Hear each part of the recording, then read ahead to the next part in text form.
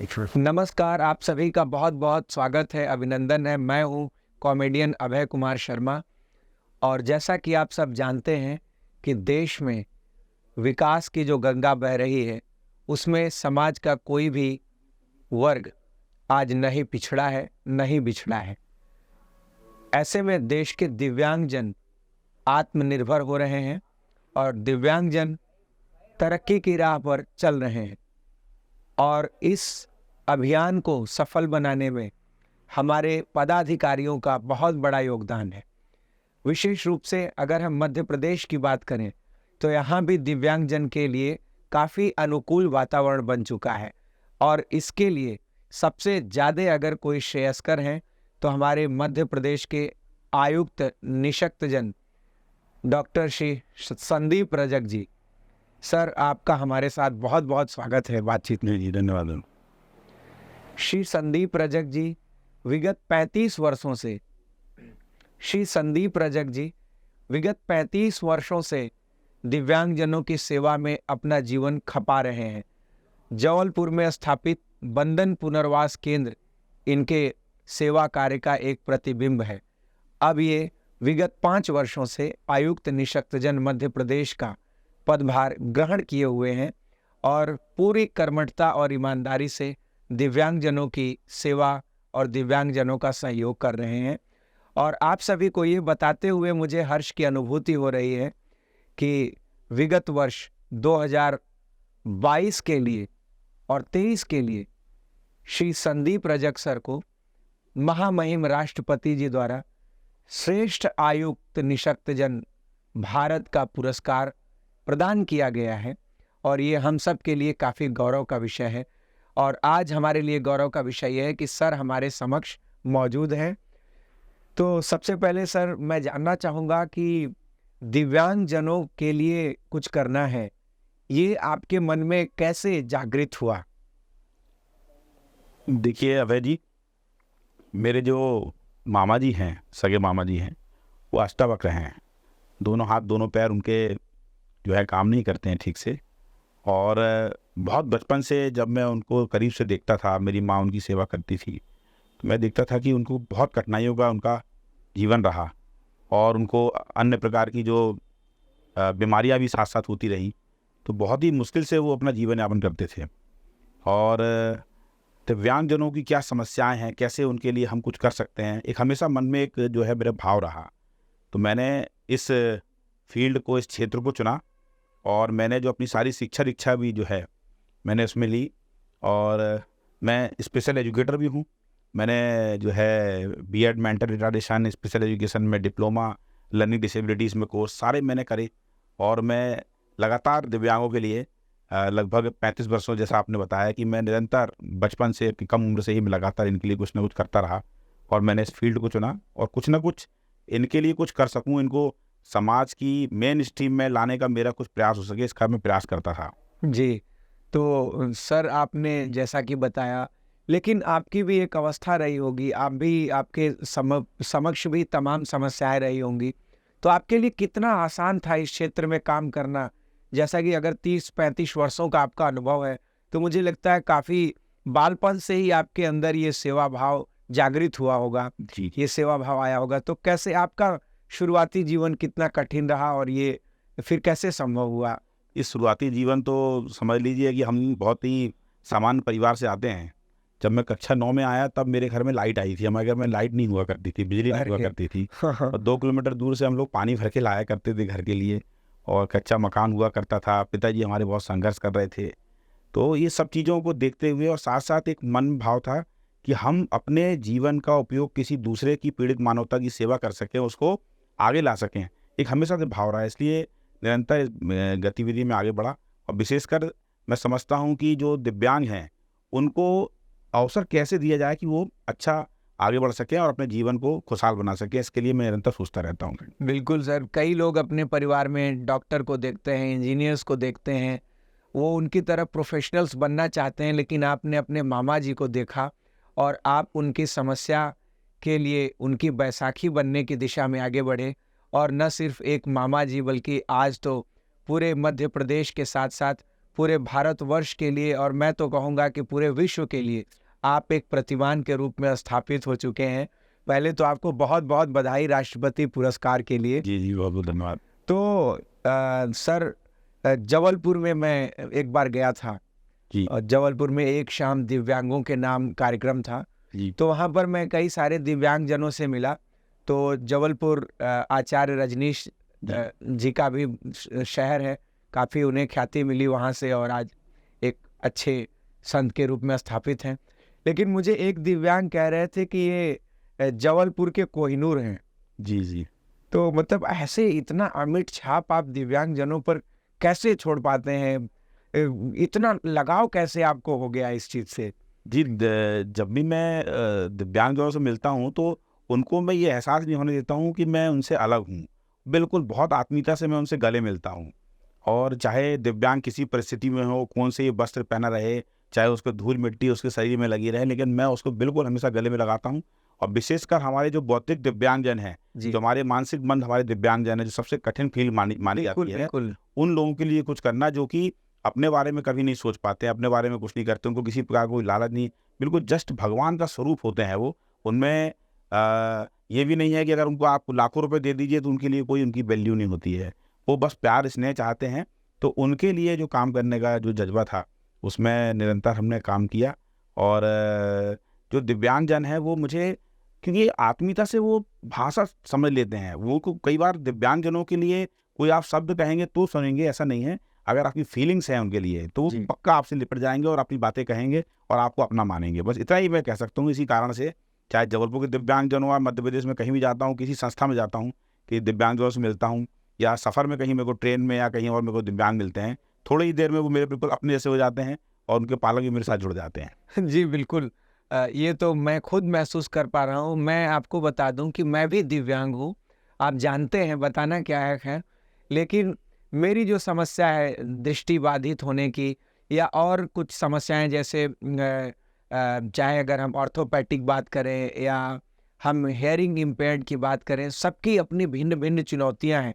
लेकिन हम खुद ये स्वीकार करते हैं कि एमआर बच्चों के साथ काम करना, उनके ऊपर वर्क करके उन्हें एम्पावर करना एक बहुत बड़ी बात है।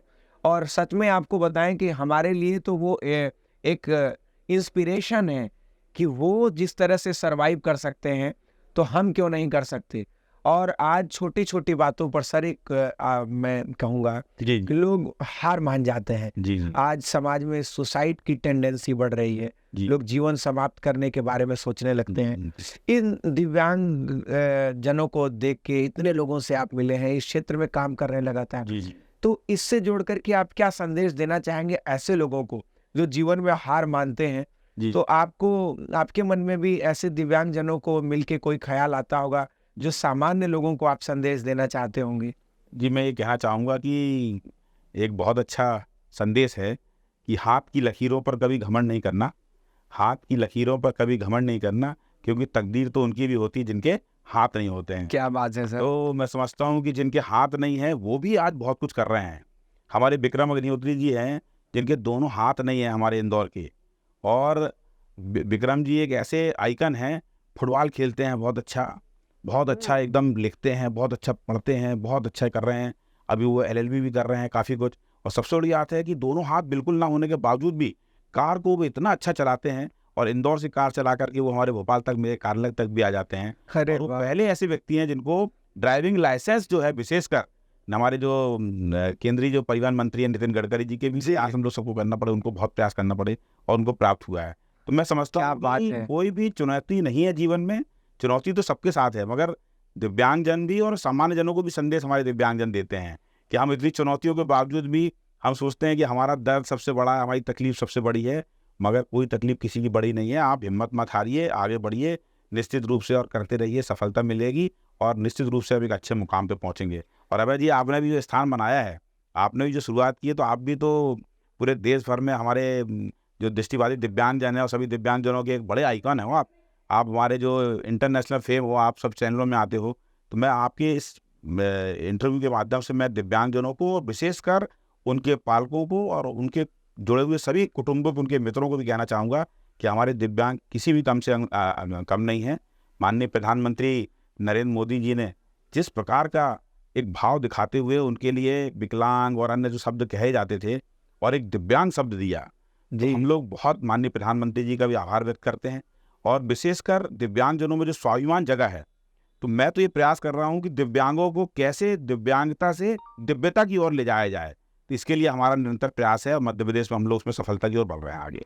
जी, लगातार निरंतर प्रयास, यही मेरा प्रश्न था, वो होने वाला था आपसे जी कि पहले विकलांग शब्द होते थे, निशक्त जन, जी जी जी इवन इंग्लिश में एक वर्ड कहते थे लोग, पर्सन विद डिसेबिलिटी। डिसेबिलिटी हम कहे कि हम ठीक चाहे पीएचडी कर लें, जी हम चाहे कितनों कुछ पढ़ लें, लेकिन हम कहे पर्सन विद डिसेबिलिटी ही जाते थे। हाँ लेकिन आज ये जो दिव्यांग शब्द है, जी तो इससे काफी कुछ एक दृष्टिकोण में समाज के भी परिवर्तन दृष्टिगोचर हो रहा है। जी जी जी जी अच्छा, कई बार सर ऐसा होता है कि काफी फर्जीवाड़ा भी देखने को मिलता है, जी जी और दिव्यांगजनों को चूंकि सरकारी इतनी सहूलियतें मिलती हैं जी उनके जीवन यापन के लिए, तो इसमें भी कई लोग अनुचित रूप से प्रमाण पत्र हासिल करना और उनके लाभ को अपने लाभ में बदल के लेना, या ऐसे तमाम अनधिकृत काम भी करते हैं।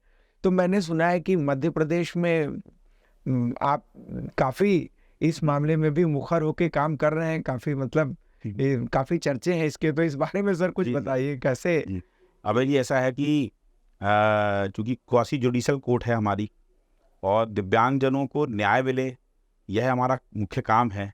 दिव्यांगजनों की जो भारत सरकार की और मध्य प्रदेश शासन की जो योजनाएं हैं और उनको दिव्यांगजनों तक वो मिले और जो दिव्यांग हैं वही उसका लाभ लें। बहुत सारा जो भारत सरकार ने rights of person with disability act में 4% जो है रिजर्वेशन दिया है नौकरियों में, हमारे मध्य प्रदेश में 2% ज़्यादा 6% दिया हुआ है। अरे वाह। तो क्या है कि अभी बीच में हमने देखा कि बहुत सारे लोगों ने फर्जी प्रमाण पत्र बना करके और नौकरी प्राप्त कर ली है।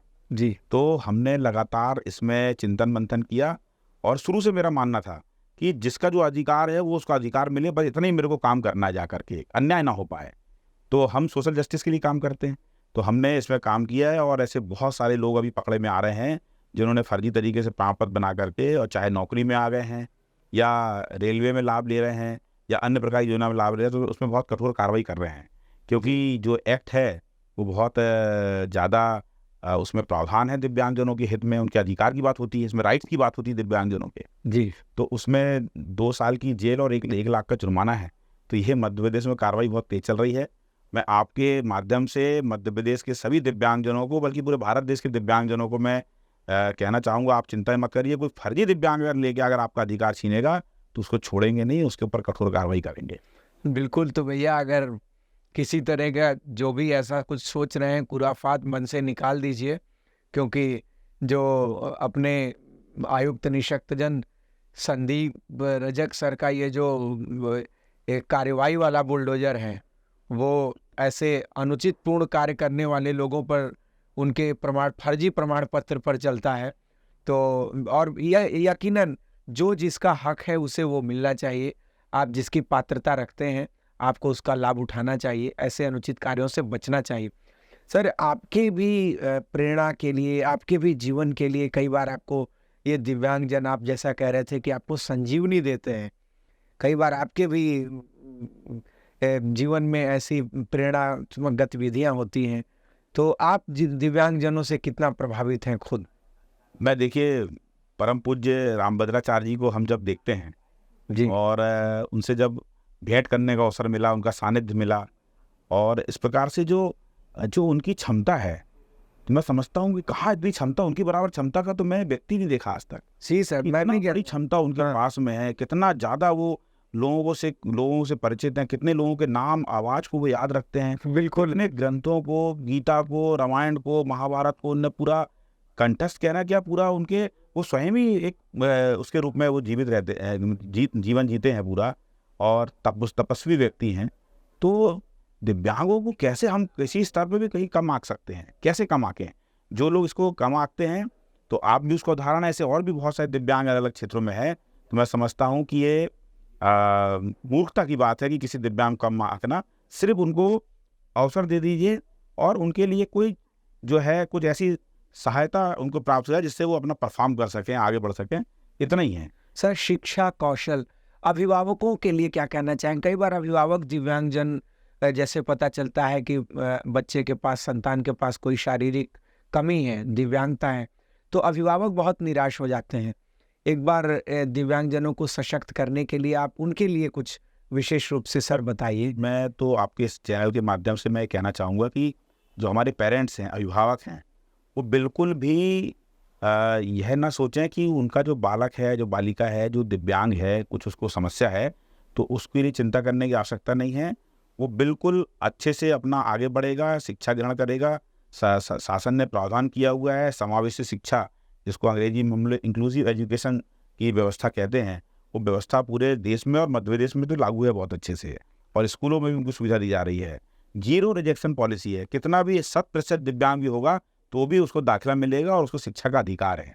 शिक्षा का अधिकार अधिनियम भी मध्य प्रदेश में लागू है। तो और उनके लिए अन्य प्रकार की जो है पेंशन की स्कीम है, छात्रवृत्ति की स्कीम है, पठन पाठन सामग्री के लिए उनको सहायता है। तो सभी प्रकार की सहायता दी जा रही है। अभिभावकों के मतलब उनकी चिंता करने की आवश्यकता नहीं है, और बस उनको अभिभावक अगर अपना मन गिरा देंगे कि मेरा बच्चा दिव्यांग है तो ऐसा हो जाएगा, तो मन गिराने की बिल्कुल आवश्यकता नहीं है। आप बिल्कुल अच्छे से एकदम उत्साह के साथ अपने बच्चे को लीजिए। तो एक प्रभु का आशीर्वाद है कि आपको जो भी प्राप्त हुआ उसके अपने को आगे बढ़ाना है, और वो आगे बढ़ के और अच्छा काम करेगा। एक बात जरूर इसमें जोड़ना चाहूँगा जी सर। कि जो हमारे सामान्य जो बच्चे होते हैं, अच्छे जो बिल्कुल हष्ट पुष्ट होते हैं, कई बार वो जब बड़े हो जाते हैं तो माता पिता को छोड़ जाते हैं और माता पिता को कभी साथ नहीं देते। जब माता पिता एक प्रकार से उनमें जब शारीरिक कमजोरियां आती हैं, एक प्रकार से कुछ दिव्यांगता भी उनमें आने लगती है, जी जी। तब वो, लेकिन जो हमारा दिव्यांग जो पुत्र और पुत्री है, जो बच्चे बच्चियां हैं, वो अंतिम समय में माँ बाप के बहुत अच्छा काम आते हैं। और ऐसे अनेकों उदाहरण मैं देखने को मिलता हूँ। मैं अनेकों ऐसे परिवारों से जुड़ा हूँ जो ऐसे दिव्यांग जो बच्चे हैं वो अपनी माँ बाप की देखरेख कर रहे हैं।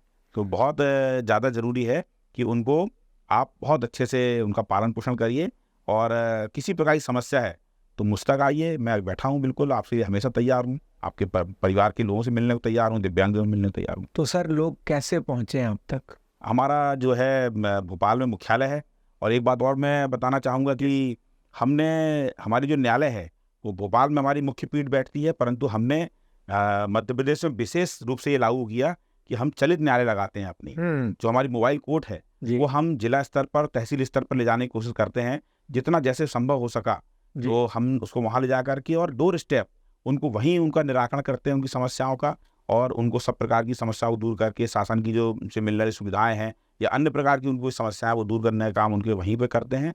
और निरंतर इस विषय में हम लोग प्रयास करते रहते हैं।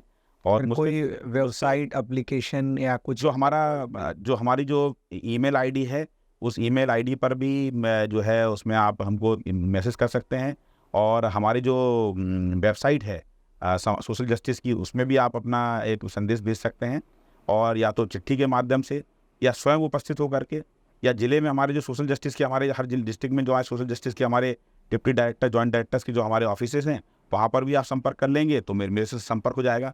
वैसे तो मैं बता दूं कि हजारों ऐसे दिव्यांगजन हैं जो सीधे मेरे से मोबाइल में कनेक्ट रहते हैं, मेरे को डायरेक्ट व्हाट्सएप करते रहते हैं। जितना संभव हो सकता है मैं बिल्कुल राउंड द क्लॉक काम करता हूँ। जब मेरे को मौका मिला तो मैं उठा के अपना व्हाट्सएप चेक कर लेता हूँ, मैसेज आता है तो मैं उसमें कार्रवाई कर देता हूँ, क्योंकि सुओ मोटो पावर्स हैं। तो कोई अगर सिर्फ सूचना भर दे दे कि यहाँ कुछ गलत चल रहा है, ये हमको देना है, तो मैं कार्रवाई करता रहता हूँ उसमें। क्या बात है सर, बहुत बढ़िया। निश्चित रूप से इससे न सिर्फ मैं बल्कि और भी दिव्यांगजन काफ़ी आश्वस्त हुए होंगे। और एक प्रधानमंत्री जी ने जो अभियान चलाया है राइट फ्रॉम द टॉप, जिस तरह से वो नेतृत्व करते हैं जी, क्या शासकीय गतिविधियों में मुझे तो लगता है कि हर छोटे से छोटे कर्मचारी को एक प्रधानमंत्री जी की मुहिम का हिस्सा बन करके और एक एक व्यक्ति की समस्याओं का समाधान करना चाहिए। और कई जगह इसमें कमियां भी देखने को मिलती हैं। तो आप कुछ अपील करना चाहेंगे सर? मैं तो शासन के सभी टॉप के अधिकारियों से, चाहे वो हमारे कितने ही बड़े आईएएस ऑफिसर्स हों या उनसे नीचे के अमला हों या हमारे नीचे के जो हमारे ज़िले के अधिकारी हों, कर्मचारी हों, मैं सभी से एक संदेश देना चाहूँगा कि आपको कुछ पावर्स मिले हुए हैं। जैसे मुझे मिले हुए हैं जिम्मेदारी, पावर्स का शब्द ठीक नहीं है, मुझे जो जिम्मेदारी मिली है वो जिम्मेदारी का मेरे को प्रभु ने चुना है कि मुझे आज इतना बड़ा एक सम्मान के रूप में मुझे इतने बड़े दायित्व मिला हुआ है। ये समय जा रहा है, ये निरंतर नित्य प्रति हमारा समय जा रहा है। इसका जो है बहुत अच्छा सदुपयोग करके हम किसी के काम आ सकें। विशेषकर हम अपने क्षेत्र में ही अगर मुझे जिम्मेदारी मिली है तो ज़रूर एक भाव से अपना काम करें, नहीं तो ये समय निकल जाएगा और समय निकलने के बाद में सिर्फ पछताएंगे आप, और सिर्फ पछताने से कुछ नहीं बचेगा। जो आप किसी के काम कर देंगे, किसी की मदद कर देंगे, किसी के लिए काम आएंगे, तो वही आएगा। आप अगर थोड़े भी घमंड में, थोड़े भी आप अपने पद के कि मैं इतना बड़ा व्यक्ति हूँ, मैं इतना बड़ा ये हूँ, सोच के अगर आपने जीवन बिता दिया तो लोग आपको कुछ नहीं कहेंगे, मूर्ख ही कहेंगे। इस मूर्खतापूर्ण जीवन को ना जी करके किसी के काम आइए, और चाहे वो सबसे छोटी पोस्ट पे व्यक्ति हो, चाहे सबसे अंतिम पोस्ट पे व्यक्ति हो, उसको नित्य प्रति समय भी नहीं देखना चाहिए कि बस मेरा तो अब ऑफिस का टाइम सुबह 10 से 5:30-6 बज गया तो मेरा समय खत्म हुआ। अरे आधा घंटा 1 घंटा और भी अगर काम कर लोगे तो क्या इसके लिए तो आपको तो वेतन मिल रहा है, तो इसलिए आपको बहुत अच्छा काम करना चाहिए और लोगों के काम आना चाहिए। बिल्कुल, समाज से भी मैं अपील करता हूं कि आप सभी समाज के हिस्सा के रूप में जो भी वंचित वर्ग मिले, जो भी आपको लगे कि हमारे पास अगर जो भी क्षमताएं हैं, हर व्यक्ति कहीं ना कहीं से क्षमतावान होता है, वही उसकी ताकत है, वही उसकी क्षमता है, वो उस क्षमता से मदद करे सभी वर्गों की। कहते हैं कि एक गाना भी बड़ा अच्छा है कि जीना तो है उसी का जिसने ये राज जाना, है आदमी का काम औरों के काम आना। बहुत सही, बिल्कुल सही। तो सर चलते चलते कुछ संदेश आप देना चाहेंगे? मैं बस संदेश ये देना चाहूँगा कि जितने भी दिव्यांगजन हैं हमारे मध्य प्रदेश के, वो अपने आप को स्वयं कमिश्नर डिसेबिलिटी के रूप में ही माने, वो उससे कम ना माने। हर दिव्यांग के लिए संदेश है, वो स्वयं कमिश्नर डिसेबिलिटी हैं, और जो हमारा जो rights of person with disability act है, जो हमारा दिव्यांगजन अधिकार अधिनियम है, उसके भारत सरकार के एक्ट को, उसके भारत सरकार के नियम को, मध्य प्रदेश शासन के नियम को बारंबार पढ़ें, बारंबार समझें उसको, और नहीं समझ में आता है तो किसी अच्छे व्यक्ति जो समझा सके उससे समझें, और गूगल में भी सब कुछ है, तो उसको पढ़ करके आप जिस भी धारा के तहत में कोई कार्रवाई चाहते हैं तो वो कार्रवाई होती है, और लगातार हम उनके साथ में हैं। तो अपने आप को बिल्कुल आप सक्षम माने, और हम सक्षम भारत और समर्थ भारत के लिए हम लोग काम कर रहे हैं।